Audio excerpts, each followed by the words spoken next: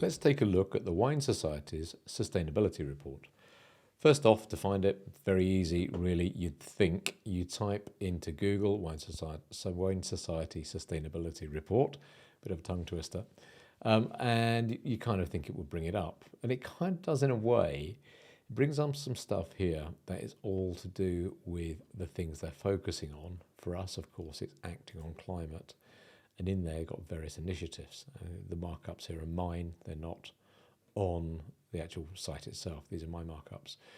So it's got a lot of things they do here. Not a lot of information, but, and there is a but, they're saying what they're going to do, which is calculate their carbon footprint. And if they're using science-based reduction targets, that means that they'll be looking at their entire scope, scopes 1, 2, 3, and all 15 different components of scope 3. And having had a chat to Dom previously, I think he knows what he's doing. So, quite confident that they're going to get there, but they're not there yet. Interestingly, by the way, this takes you to acting on climate. And if you scroll down here, it just takes you straight back to where you are again. To get more information about what they're doing, you need to go into the annual report. Now, normally, I'd expect to see at least the SCCR footprint in here, which is, scope 1, scope 2, and 5 of the scope 3s. But it's not in here. And my major criticism of the plan as it stands is there's no numbers. So, whereas virtually all the other reports we've seen have some numbers in, this doesn't. Now, I know that's what they're working on, and I'm quietly confident that they're going to get there and they get the numbers. But at the moment, there's not a lot of numbers to see. Let's talk about what they do and a quick sort of disclosure. I am a member of the Wine Society and I do buy wine from the Wine Society, so, I've got a vested interest, I suspect, but let's try and be impartial. Sustainability plan, net zero across our business and supply chain by 2040. Now, a lot of other people are heading for 2028, 2030. So that's leaving it a bit late, but it's not the end of the world. Not the end of the world. And down here, they've got the major steps they're going to be taking to get there. They want to be the most sustainable wine retailer in the world. I don't know where they'll get there. Berry Brothers and Rudd really do have an extremely good plan. So they've got some competition there. What are they going to do? The markups on here are my markups.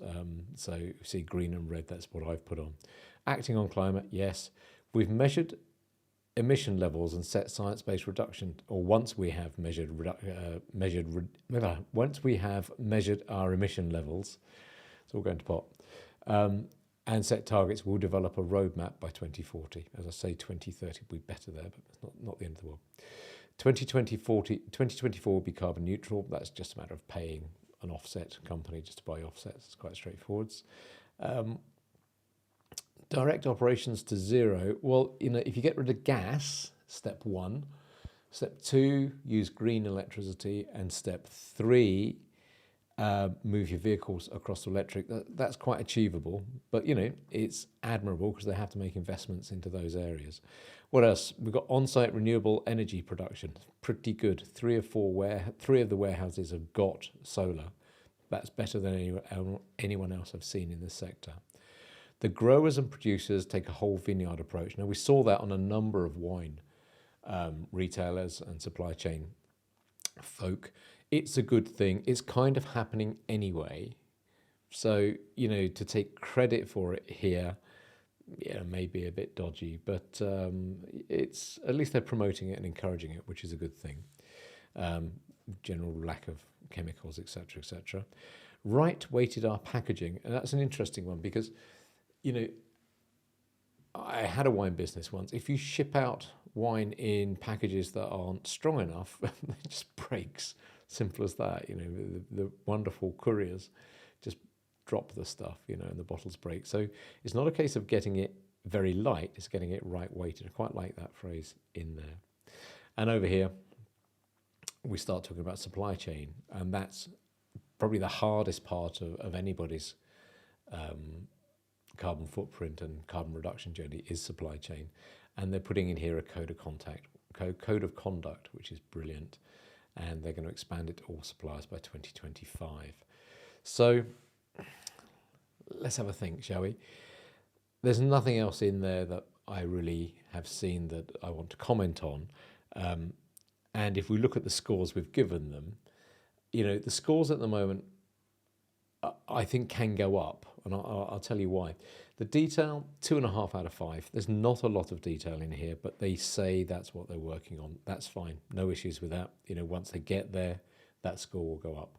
The quality of the plan, it looks really good. They're concentrating on the right areas.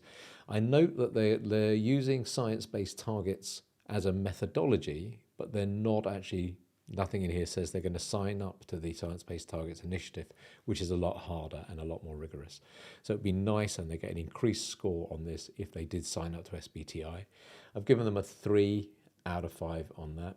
The actions taken, though, pretty good. If you go back to the things they're doing, all of these areas here, pretty darn good. So, for that, I've given them a 3.5 out of 5.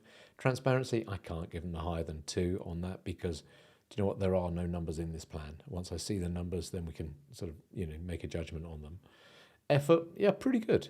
4 out of 5. I mean, everything they're doing, they're saying, look, we don't know the numbers yet, but we're getting there. Absolutely fine, no issues with that. And it's very honest, it's very upfront, and I think they're doing it in the right way.